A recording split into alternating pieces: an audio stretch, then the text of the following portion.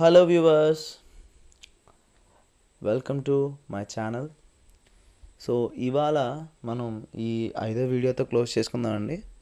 So ఇవాళ date వచ్చేటప్పటికి 31st January 2025. So ఈ నోటిఫికేషన్ వచ్చి ఇప్పటికి 3 days అవుతుంది అంతే.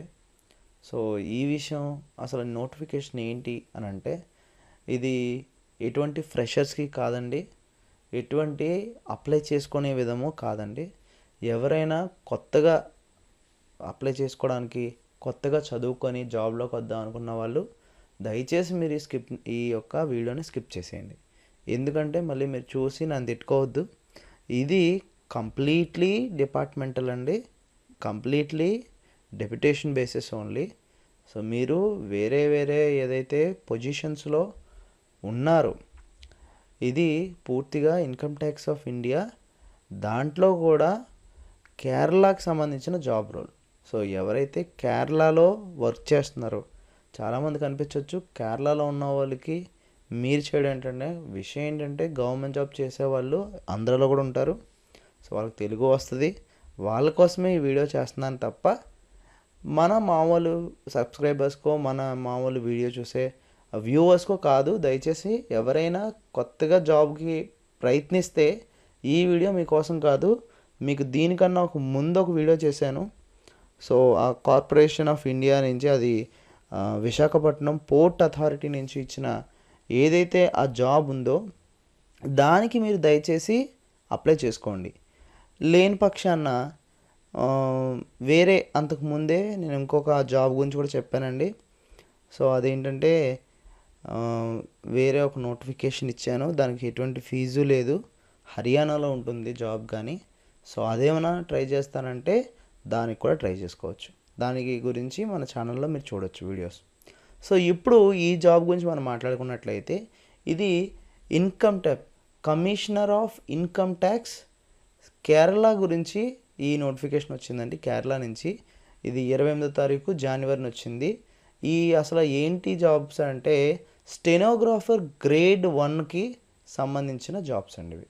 సో స్టెనోగ్రాఫర్ గ్రేడ్ 1 గురించిన జాబ్స్ అండి. సో ఈ కేరళ రీజన్లోది.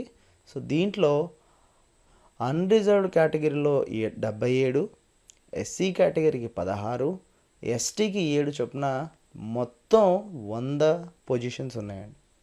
సో ఎవరైతే ఈ పొజిషన్కి ఇష్టపడుతున్నారో మీరు దయచేసి డిప్యుటేషన్ బేసిస్ అండి, ఇదేమి కొత్తగా అప్లై చేసుకునే పొజిషన్ కాదు.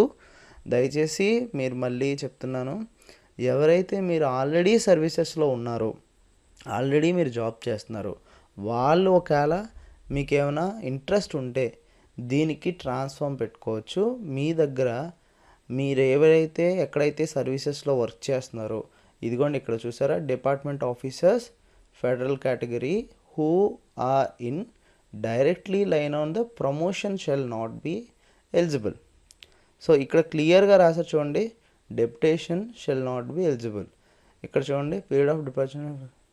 సో ఇలాగా ఎవరైతే మీరు ఆల్రెడీ సర్వీసెస్లో ఉన్నారో వాళ్ళకి ఈ ఉద్యోగం ఉపయోగపడుతుంది.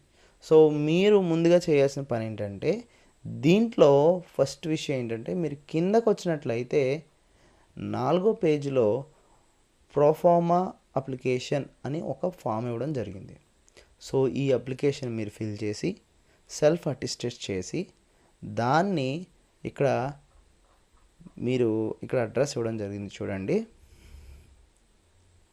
దాన్ని ఇక్కడ చూసారా, commissioner of income tax, admin and TPS, 7th floor, Aayakar Bhavan, old railway station road, Kochi, 682018 by 31st March.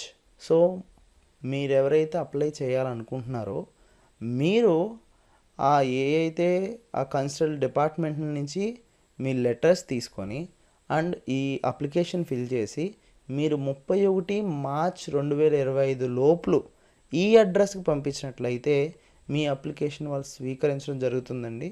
So ఇక్కడ ఇంకా దాని గురించిన బ్రీఫింగ్ చూడండి. Forward the application candidate controlling authority shall be verify చేసి మీకు పిలవడం అనేది జరుగుతుంది అన్నమాట. సో ఈ విధంగా ఈ పొజిషన్కి ఎవరైనా ఇంట్రెస్ట్ చూపించినట్లయితే దయచేసి మీరు అప్లై చేసుకోండి.